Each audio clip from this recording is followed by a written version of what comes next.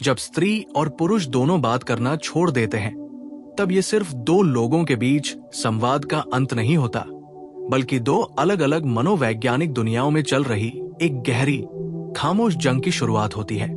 और इस जंग में किसे ज्यादा दर्द होता है का सवाल बाहर से जितना सरल लगता है, अंदर से उतना ही जटिल, गूढ़ और परतों से भरा होता है। क्योंकि स्त्री और पुरुष दोनों का प्रेम करने का तरीका, जुड़ने का ढंग, यादों को जीने की प्रक्रिया और दर्द को सहने की शैली बिल्कुल अलग होती है। स्त्री जब चुप होती है तो अक्सर ये चुप भी उसके भीतर बहुत पहले शुरू हो चुकी होती है। वो बोलना तब छोड़ती है जब वो बार बार समझाने, जताने, चाहने और उम्मीद करने के बाद थक चुकी होती है। उसकी चुप्पी एक अचानक लिया गया फैसला नहीं होती, बल्कि एक लंबी भावनात्मक यात्रा का अंतिम पड़ाव होती है, जहां उसने हर संभव कोशिश कर ली होती है कि रिश्ता बचे, कि पुरुष समझे, कि शब्दों का आदान प्रदान बना रहे। लेकिन जब उसे लगता है कि उसकी भावनाएं सुनी नहीं जा रही, उसकी आंखों की भाषा पढ़ी नहीं जा रही और उसकी आत्मा की पुकार अनसुनी हो रही है, तब वो चुप हो जाती है। और ये चुप्पी बाहर से भले ही शांत लगे, लेकिन अंदर से वो सबसे ज्यादा शोर मचाने वाली स्थिति होती है। स्त्री के लिए बात करना सिर्फ जानकारी देना नहीं होता, वो संवाद के जरिए जुड़ती है। वो शब्दों में अपनापन, सुरक्षा, स्वीकार्यता और प्रेम महसूस करती है। इसलिए जब वो बात करना छोड़ती है तो असल में वह अपने भीतर एक बड़ा दरवाजा बंद कर रही होती है। और उस दरवाजे के बंद होते ही उसके भीतर दर्द की कई धाराएं एक साथ बहने लगती है। अस्वीकृति का दर्द, उपेक्षा का दर्द, उम्मीदों के टूटने का दर्द और उस कल्पना के मर जाने का दर्द जिसमें उसने भविष्य देखा था। दूसरी ओर पुरुष जब चुप होता है तो उसकी चुप्पी का कारण अक्सर अलग होता है। कई बार वो इसलिए चुप हो जाता है क्योंकि उसे अपने जज्बातों को शब्दों में ढालना नहीं आता। उसे ये सिखाया ही नहीं गया होता कि वो कमजोर हो, कि वो कहीं कि उसे डर लग रहा है, कि उसे चोट पहुंची है, या कि वो किसी के बिना अधूरा महसूस कर रहा है।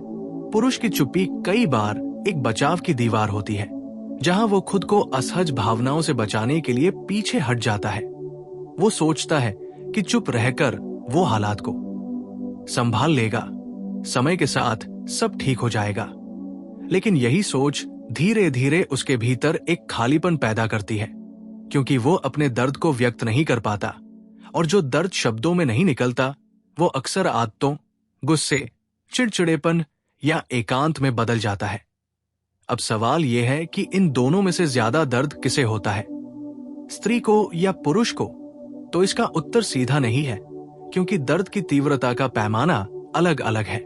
स्त्री का दर्द तुरंत और गहरा होता है। वो शुरू से ही महसूस करने लगती है कि कुछ टूट रहा है। वो हर खामोश दिन में 100 बार उस व्यक्ति की कमी महसूस करती है। वो छोटी छोटी चीजों में भी उस आवाज को ढूंढती है जो अब नहीं आती। उसके लिए रातें लंबी हो जाती है, सवाल बढ़ जाते हैं और आत्ममंथन थकाने वाला हो जाता है। वो खुद से पूछती है कि उसने कहाँ गलती की, वो क्या बेहतर कर सकती थी। और यही आत्मविश्लेषण कई बार उसे अंदर से तोड़ देता है। पुरुष का दर्द अक्सर देर से आता है। शुरुआत में उसे लगता है कि दूरी ठीक है, कि शांति मिल रही है, कि बहस नहीं हो रही तो सब आसान है। लेकिन समय बीतने के साथ जब वो उस स्त्री की अनुपस्थिति को रोजमर्रा की जिंदगी में महसूस करने लगता है, जब कोई पूछने वाला नहीं होता कि दिन कैसा गया, जब कोई छोटी सफलता पर खुश नहीं होता, जब कोई उसकी खामोशी को बिना सवाल किए समझ नहीं पाता, तब उसे एहसास होता है कि उसने सिर्फ बातचीत नहीं खोई, उसने एक भावनात्मक सहारा खो दिया है। यहाँ एक महत्वपूर्ण बात यह है कि स्त्री का दर्द अक्सर व्यक्त हो जाता है आंसुओं में, शब्दों में, कभी दोस्तों से बात करके, कभी अकेले रोकर, जबकि पुरुष का दर्द दबा रह जाता है। वो उसे अपने भीतर जमा करता रहता है और यही दबा हुआ दर्द लंबे समय में और भी भारी हो जाता है, क्योंकि जिसे महसूस करने और स्वीकार करने का मौका नहीं मिलता, वो भीतर ही भीतर जड़ें जमा लेता है। स्त्री जब चुप होती है तो वो पहले ही शोक की प्रक्रिया से गुजर चुकी होती है। वो रिश्ते के खत्म होने का दुख पहले ही जीत चुकी होती है। इसलिए समय के साथ वो खुद को संभालना शुरू कर देती है। लेकिन पुरुष जब उस दर्द को सच में महसूस करता है, तब तक स्त्री अक्सर बहुत आगे निकल चुकी होती है। और यही वो मोड़ होता है जहां पुरुष का दर्द तीखा हो जाता है, क्योंकि अब उसके पास न तो संवाद का रास्ता बचता है और न ही उस स्त्री को वापस पाने की संभावना। इस पूरी स्थिति में यह समझना जरूरी है कि दर्द कोई प्रतियोगिता नहीं है। ये नहीं कहा जा सकता कि एक को कम और दूसरे को ज्यादा होता है, बल्कि ये कहा जा सकता है कि स्त्री और पुरुष दोनों अलग अलग समय पर अलग अलग तरीके से और अलग अलग गहराई में दर्द महसूस करते हैं। स्त्री का दर्द भावनात्मक स्तर पर तुरंत सक्रिय हो जाता है, जबकि पुरुष का दर्द देर से लेकिन अस्तित्व के स्तर तक पहुंच जाता है। और यही कारण है कि बाहर से मजबूत दिखने वाला पुरुष अंदर से उतना ही टूटा हुआ हो सकता है जितनी बाहर से शांत दिखने वाली स्त्री। अंततः जब दोनों बात करना छोड़ देते हैं तो हार संवाद की होती है। हार उस रिश्ते की होती है जो अगर समय पर सुना गया होता, समझा गया होता और ईमानदारी से जिया गया होता तो शायद आज भी सांस ले रहा होता। और इस खामोशी की सबसे बड़ी त्रासदी यही है कि दोनों अपने अपने दर्द के साथ अकेले रह जाते हैं, स्त्री यादों के साथ और पुरुष पछतावे के साथ। और यही चुप्पी दोनों के लिए सबसे गहरी सजा बन जाती है। जब ये खामोशी और आगे बढ़ती है, तब स्त्री और पुरुष दोनों के भीतर एक ऐसा मनोवैज्ञानिक परिवर्तन शुरू होता है जिसे बाहर से कोई देख नहीं पाता, क्योंकि अब ये सिर्फ दर्द नहीं रहता, ये पहचान, आत्मसम्मान और अस्तित्व से जुड़ा प्रश्न बन जाता है। स्त्री के भीतर इस चरण में एक अजीब सी स्पष्टता आने लगती है। वो धीरे धीरे ये समझने लगती है कि जिस रिश्ते में उसे खुद को बार बार साबित करना पड़े, जहां उसकी भावनाएं बोझ समझी जाए, वहां उसका रुकना आत्म अपमान के बराबर है। और यही बोध उसे अंदर से मजबूत भी बनाता है और अकेला भी, क्योंकि वो अब भावनात्मक रूप से पीछे हटने लगती है। वो उस पुरुष की आदतों, आवाज, मौजूदगी और भविष्य की कल्पनाओं से खुद को अलग करने का अभ्यास करने लगती है, जो सबसे कठिन काम होता है, क्योंकि स्त्री किसी को भूलती नहीं है, वो सिर्फ खुद को उस व्यक्ति के बिना जीने के लिए प्रशिक्षित करती है। दूसरी तरफ पुरुष इस समय तक भी अक्सर इस भ्रम में रहता है कि ये दूरी अस्थायी है, कि एक दिन सब अपने आप ठीक हो जाएगा। लेकिन जैसे जैसे समय आगे बढ़ता है और स्त्री की तरफ से कोई प्रतिक्रिया नहीं आती, तब उसके भीतर असुरक्षा जन्म लेती है। उसे ये एहसास होने लगता है कि शायद इस बार उसने सच में कुछ खो दिया है। और यही एहसास उसके भीतर एक खालीपन पैदा करता है, जिसे वो किसी भी बाहरी चीज से भर नहीं पाता, न काम से, न दोस्तों से, न ही किसी नए आकर्षण से। यहां से दोनों के दर्द की दिशा बदल जाती है। स्त्री का दर्द अब आत्मसम्मान से जुड़ जाता है और पुरुष का दर्द नियंत्रण खोने की भावना से, क्योंकि पुरुष को सबसे ज्यादा तकलीफ तब होती है जब उसे ये महसूस होता है कि वो अब स्त्री के जीवन का केंद्र नहीं रहा, कि उसकी चुप्पी अब स्त्री को हिला नहीं रही, कि उसकी अनुपस्थिति अब कोई प्रतिक्रिया पैदा नहीं कर रही। और यही बिंदु पुरुष के अहंकार और भावनाओं दोनों को एक साथ चोट पहुंचाता है। स्त्री के लिए ये चरण आत्मनिर्भरता का होता है। वो धीरे धीरे अपने भीतर उस स्थान को भरने लगती है जिसे उसने कभी पुरुष के लिए खाली छोड़ा था। वो खुद से बात करने लगती है, खुद को समझने लगती है, और यहीं से उसका दर्द एक शांत ताकत में बदलने लगता है, जबकि पुरुष का दर्द अभी भी उथल पुथल से भरा होता है, क्योंकि वो अब पछतावे और यादों के बीच फंसा होता है। उसे याद आने लगते हैं वे पल जब स्त्री सिर्फ उसका ध्यान चाहती थी, जब वो छोटी छोटी बातों पर खुश हो जाती थी, जब वो बार बार संवाद की कोशिश कर रही थी, और यही यादें उसे अंदर से तोड़ने लगती हैं। इस अवस्था में पुरुष अक्सर संपर्क करने की कोशिश करता है, लेकिन स्त्री की चुप्पी अब पहले जैसी नहीं होती। ये चुप्पी अब प्रतिक्रिया की उम्मीद में नहीं बल्कि आत्म सुरक्षा में होती है। और यही वो क्षण होता है जहां भूमिकाएं उलट जाती है।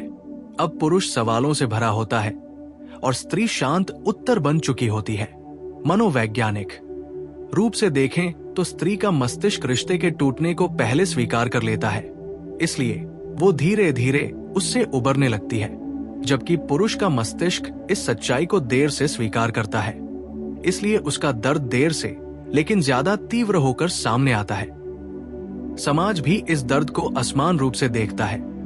स्त्री के आंसू स्वीकार्य होते हैं, लेकिन पुरुष के टूटने को कमजोरी समझा जाता है। इसलिए पुरुष अपना दर्द और गहराई से छुपाता है, और यही छुपाया हुआ दर्द उसे भीतर से खोखला कर देता है। इस पूरी प्रक्रिया में सबसे दुखद बात यह होती है कि अगर शुरुआत में ही संवाद होता, अगर दोनों अपनी असुरक्षाओं, डर और अपेक्षाओं को बिना आरोप लगाए साझा कर पाते, तो शायद ये खामोशी कभी इतनी लंबी नहीं होती।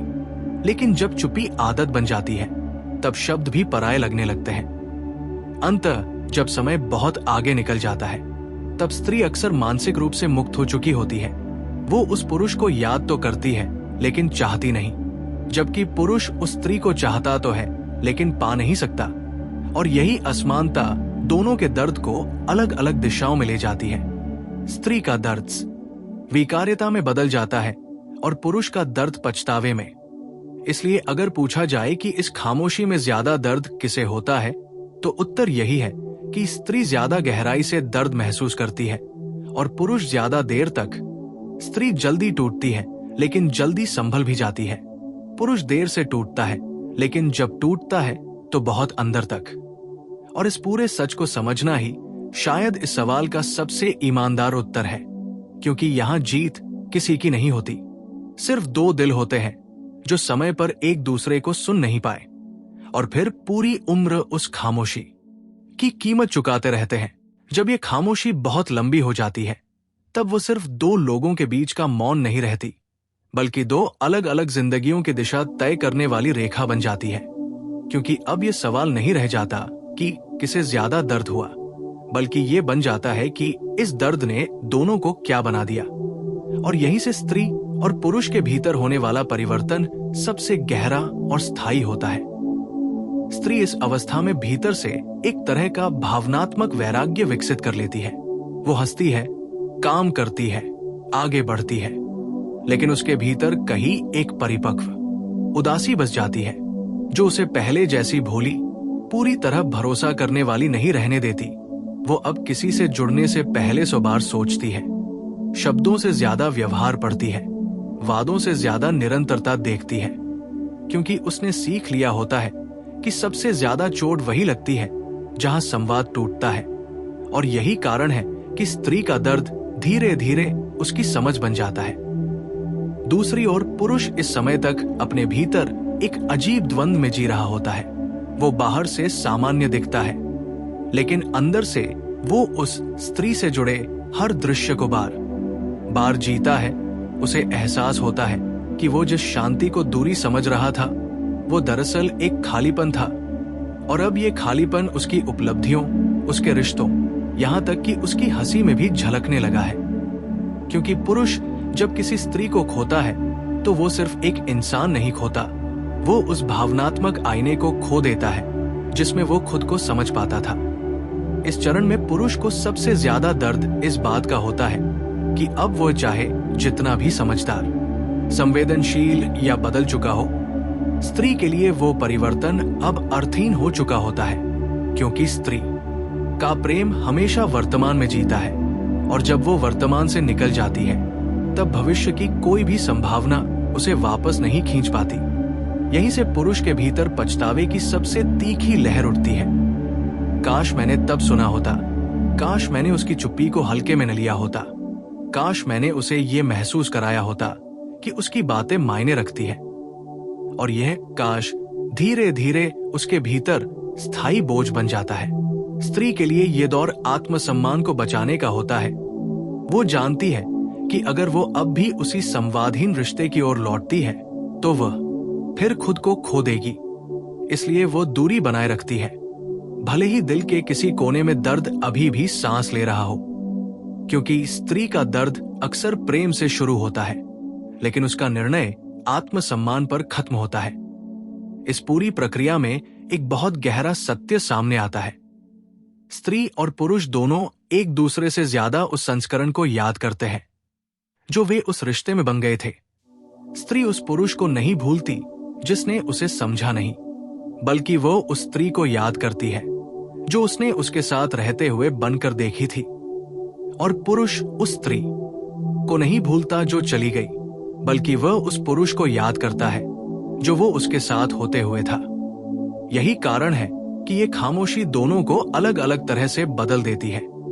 स्त्री को सतर्क, गहरी और आत्मनिर्भर बना देती है, और पुरुष को अंतर्मुखी, विचारशील और कई बार भावनात्मक रूप से देर से जागने वाला। समय के साथ समाज दोनों से अलग अलग अपेक्षाएं रखता है। स्त्री से कहा जाता है कि वो आगे बढ़ जाए, मजबूत बने, और पुरुष से उम्मीद की जाती है कि वो सब सामान्य रखे। लेकिन इन अपेक्षाओं के बीच जो सच दब जाता है वो ये है कि दोनों के भीतर एक अधूरा संवाद हमेशा जिंदा रहता है। एक ऐसा संवाद जो कभी हुआ ही नहीं और जिसका बोझ दोनों अपने अपने तरीके से ढोते रहते हैं। अंततः अगर इस खामोशी का अंतिम निष्कर्ष निकाला जाए तो ये कहा जा सकता है कि स्त्री का दर्द उसे बदल देता है और पुरुष का दर्द उसे जगा देता है। स्त्री उस दर्द से निकलकर नई सीमाएं बनाती है और पुरुष उसी दर्द के भीतर रहकर पुरानी गलतियों को समझता है।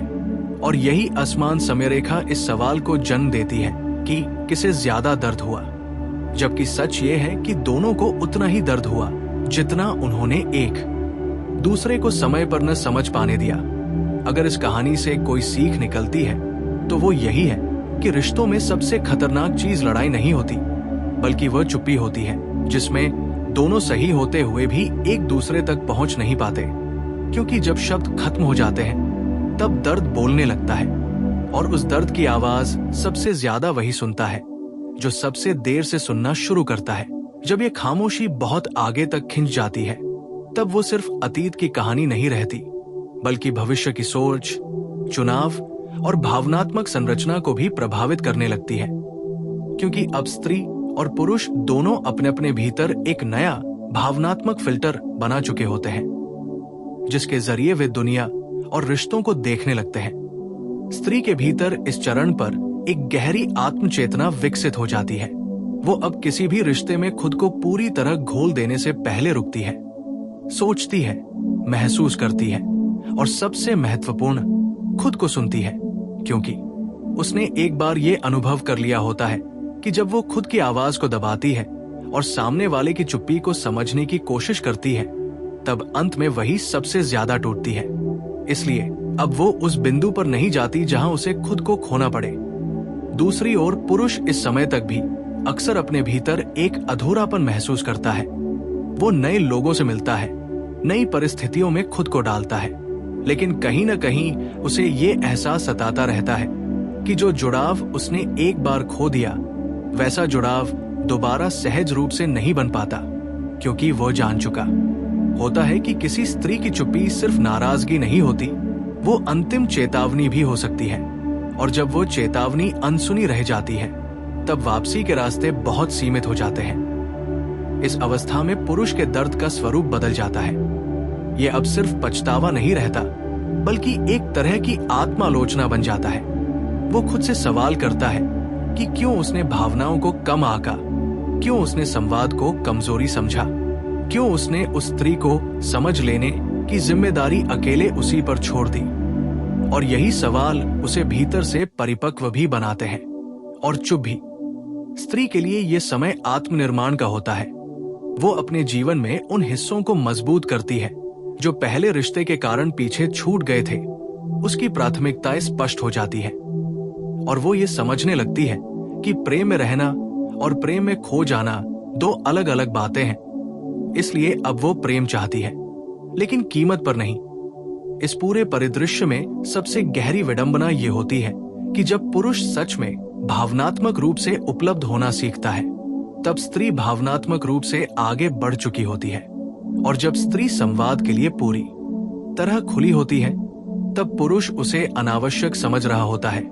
यही समय का अंतर इस खामोशी को इतना घातक बना देता है। धीरे धीरे दोनों के भीतर एक मौन स्वीकार्यता आ जाती है।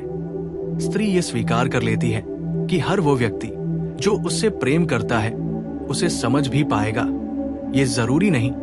और पुरुष ये स्वीकार करता है कि हर वो स्त्री जो चुपचाप चली जाती है कमजोर नहीं होती, बल्कि शायद सबसे ज्यादा मजबूत वही होती है।